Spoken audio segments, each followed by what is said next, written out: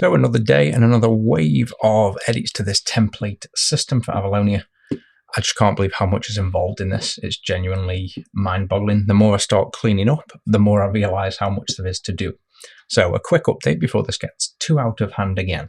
As always, if you want to follow along, you can check the GitHub commits. I'm trying to split these up as much as possible into manageable chunks, but there's just so much here. A lot of it's just clean up. So again, glancing over and flicking through, you'll see I'm doing just tons and tons. So instead of you trying to make sense of all of these commits that I've now done another 20 plus hours on, and I'm still going at the minute, and I've found another thing I want to do, I figured it's a good point to stop and try and go over some of the stuff that I've done, because from the front of it, it just looks like it's the same, with the exception now that you can see this looks beautiful now. Everything works. Look at that.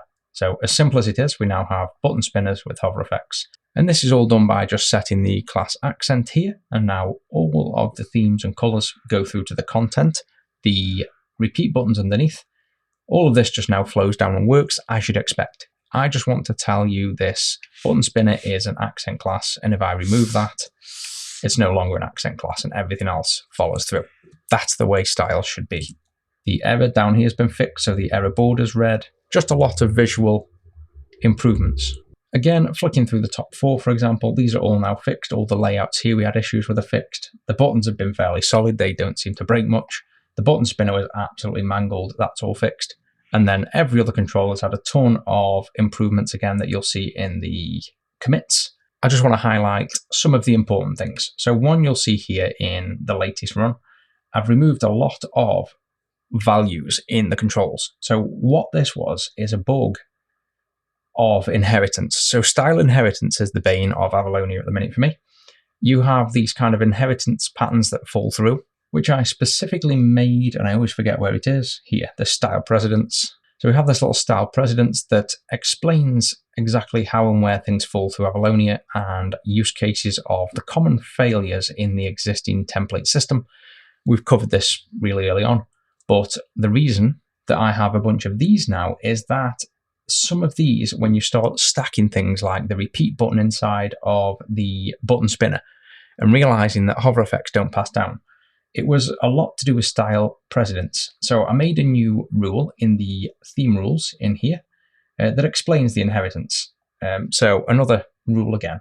And bear in mind, this is all aiming at having a rule that local LLMs can follow.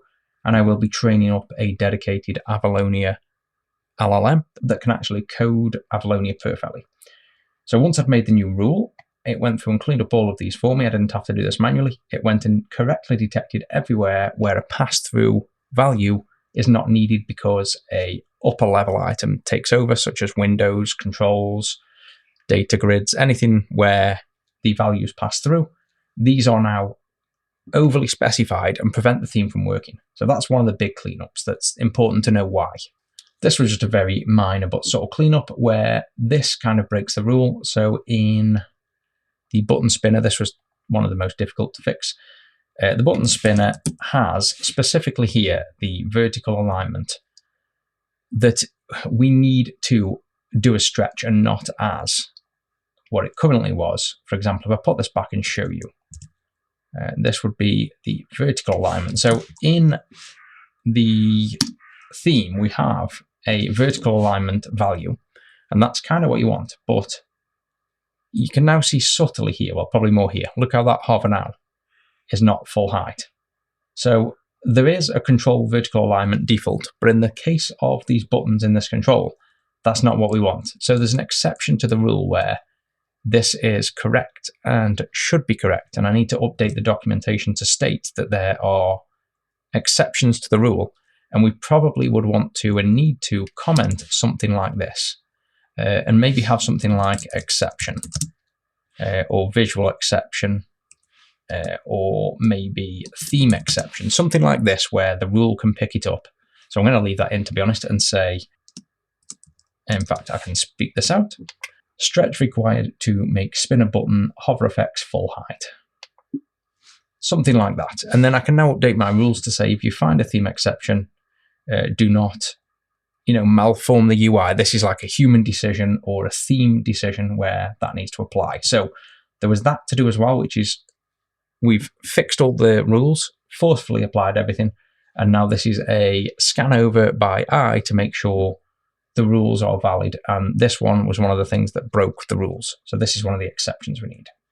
This was me improving the God XAML tool, as I call it. I've now got a very advanced XAML tool that is a physically compiled Rosalyn Analyzer. And importantly, I've made something really, really useful. I don't think my God XAML is open source though.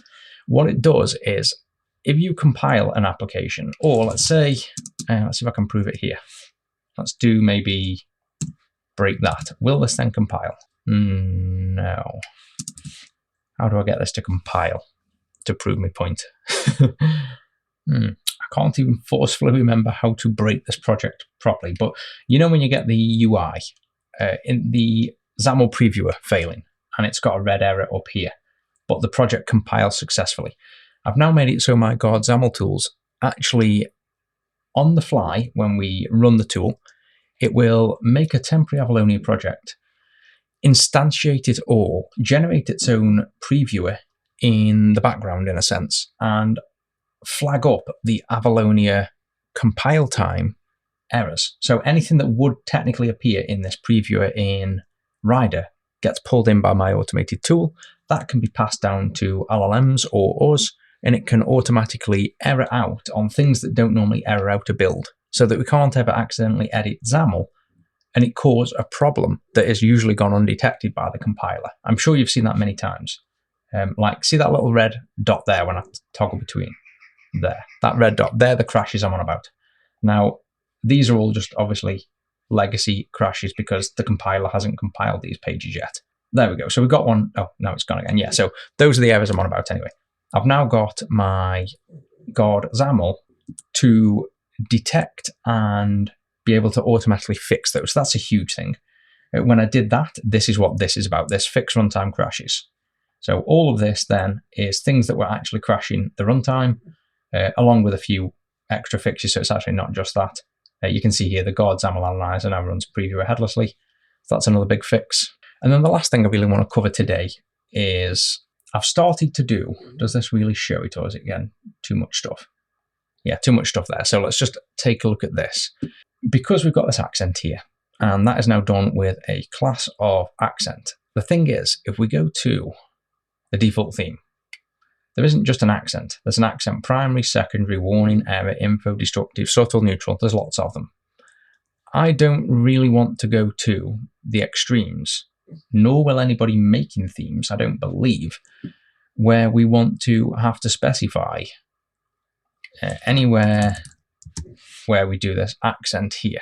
So it's not that difficult, but if you look at that already, what do we have there? We've got line 213 to line 243. So we've got 30 lines there in one control for one style that sets up the accent colors.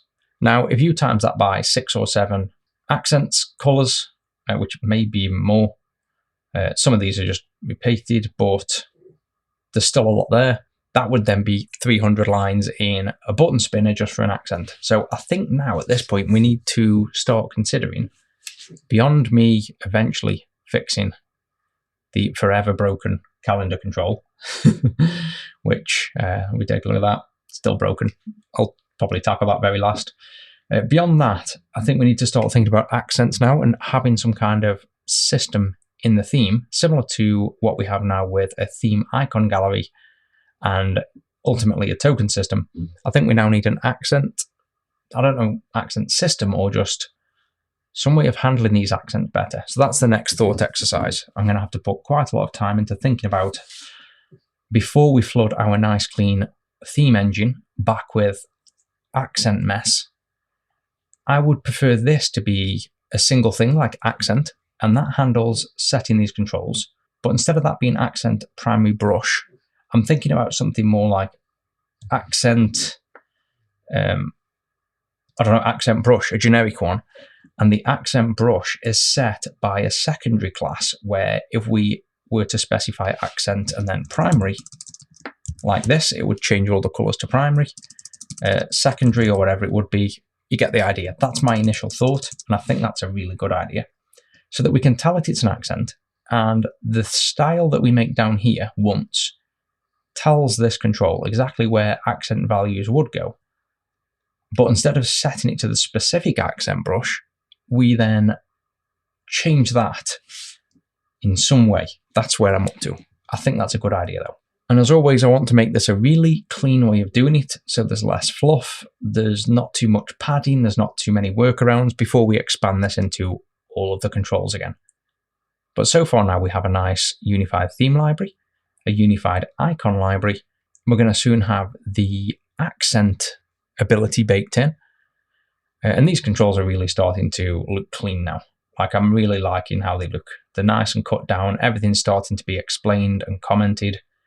We have all this backed by theme rules as well, so we can pass this through linting at some point to make sure our controls and themes all honor that. And now look at this. You can see, as I've shown you, this really nice, correctly visualized and themed button spinner. And this is important because this button spinner has quite a few things in it. It's got in itself a custom control, if you will. The control itself in the template has multiple. So if we look at this, we have a prototype button spinner repeat button, which is a template on top of another button that isn't even in this button spinner. And then inside the main control of the button spinner, we then embed those controls inside of here. So there's multiple layers to this. So this control is a really good one to test how the theme library is working. And now I've got this nailed in. I think that's a big win. So that's it for the progress for now. I'll probably be another week or so until I do anything more meaningful on this. You can see how much just sheer volume of work this is. It's absolutely insane to clean this library up. But once we're there, this is a brand new theme engine that's going to work really nicely to be able to style in a very simplistic way where everything in the entire library just works. So if we then change the accent color from blue to green, the whole application, every single control in here, every single one without fault, will pass those down correctly through the chain, and nothing is then difficult to style how we like.